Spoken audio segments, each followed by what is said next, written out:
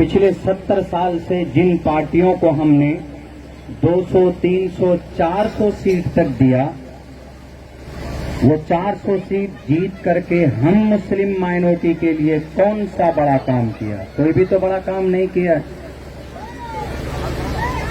हमारे जो इस देश के अंदर मुस्लिम माइनॉरिटी है, दलित है, पिछड़े तबके के जो लोग हैं, उनकी जो बुरी हालत आज है हमारी मुस्लिम माइनॉरिटी की,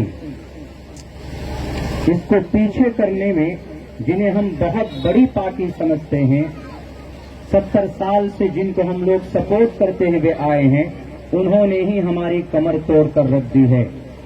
हमारी मस्जिद को शहीद करने में उनका हाथ CAA और NRC, CAA जानते हैं, CAA इस देश के मुसलमानों के लिए कब्र है, कब्र।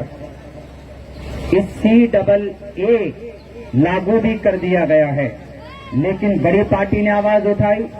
किसी भी पार्टी ने CAA के खिलाफ आवाज नहीं बुलंद की, लेकिन अगर CAA और इन सारे काले कानून के खिलाफ अगर पार्लियामेंट में कोई आवाज बुलंद करता है तो बैरिस्टर असदुद्दीन ओवैसी साहब है।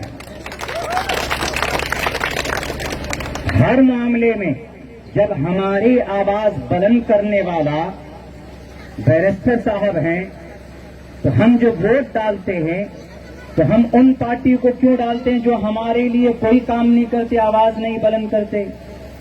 इसीलिए मेरे भाइयों, आपका वोट बहुत मायने रखता है।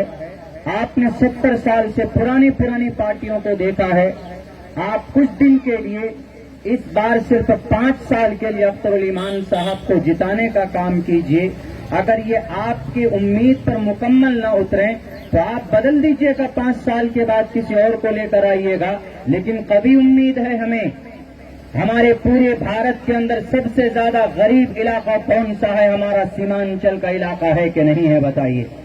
लेकिन किसी ने सीमांचल की बदहाली को दूर करने के लिए कोई आवाज बुलंद करता है? किसी ने भी आवाज बुलंद नहीं की।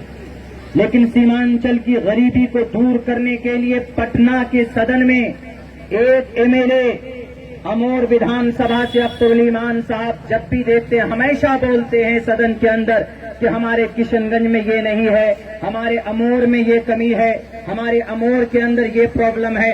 आज तक पुराने नेता गए, लेकिन किशनगंज के लिए, पूर्णिया के लिए, सीमांचल के लिए, यहाँ की गरीबी के ताल्लुक से किसी ने भी आवाज बुलंद नहीं की। लेकिन अगर कोई अभी बात करता है पटना सदन के अंदर, तो उस आदमी का नाम जनाब अख्तरुल ईमान है। जब हमारे लिए आवाज अख्तरुल ईमान बुलंद करेगा तो हमारा वोट भी अख्तरुल ईमान को जाएगा, किसी और को नहीं जाएगा। इसलिए तय कीजिए, फैसला कीजिए कि इस देश के अंदर जो आपके लिए आवाज बुलंद कर रहा है, आपके लिए जो लड़ रहा है, बिहार शरीफ पटना के करीब के अंदर में एक मदरसा जला दिया जाता है। ये बड़ी बड़ी पार्टियों के लोग एयर कंडीशन गाड़ियों में बैठ कर रहे, कोई नहीं गया उस मदरसे की देखभाल के लिए। अगर उस मदरसे के पास अगर कोई पहुंचा है तो वह अख्तरुल ईमान पहुंचा है, बाकी कोई और पार्टी के लोग नहीं गए। हमारे दर्द में अगर कोई खड़ा होता है बिहार से, सीमांचल से, तो अख्तरुल ईमान खड़ा होता है, तो हमारा वोट भी इंशाअल्लाह अख्तरुल ईमान साहब को जाना चाहिए, किसी और को नहीं जाना चाहिए। अब कुछ लोग बोलते हैं कि मौलाना अख्तरुल ईमान साहब एक ही सीट अगर बिहार के अंदर कामयाब होती है तो एक सीट से क्या हो जाएगी? राजनीति के अंदर एक सीट बड़ा मायने रखता है। जीतन राम मांझी 10 सीट तो है नहीं, 5 भी नहीं है, लेकिन उनका एक ही दो MLA है, तो मंत्री है वो। कर्नाटका के अंदर एक मर्तबा कांग्रेस की 70 सीट आई और दूसरी पार्टी की भी तकरीबन 69 या 70, इस तरह वहां जेडीएस की 38 सीट आई।